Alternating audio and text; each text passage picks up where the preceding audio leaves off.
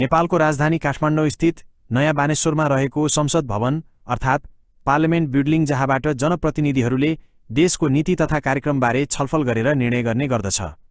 यस भवनको वास्तु कस्तो छ त, वा उक्त भवन वास्तु अनुसार छ कि छैन त भन्ने कुराको सामान्य विश्लेषण गरिएको छ।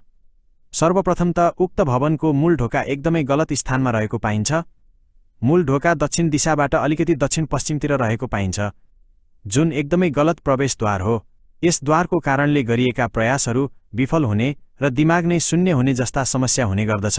त्यस्तै गरी उक्त भवनको दक्षिण पूर्व दिशामा पानीको सानो पोखरी जस्तो रहेको छ, जुन हेर्नको लागि त आकर्षक देखिन्छ, तर यो आग्नेय कोण अर्थात् अग्नि तत्त्वमा पानी आएको कारणले त्यस भवनमा रहनेहरूमा एक आपसमा विचार नमिल्ने र व्यक्ति बीचमा वैचारिक द्वन्द्व चरम सीमामा हुने भएकोले यो पनि भयंकर ठूलो वास्तुदोष रहेको छ। कुनै पनि विषयमा छलफल गर्दा सहमतिमा आउन नै मुस्किल पर्ने गर्दछ।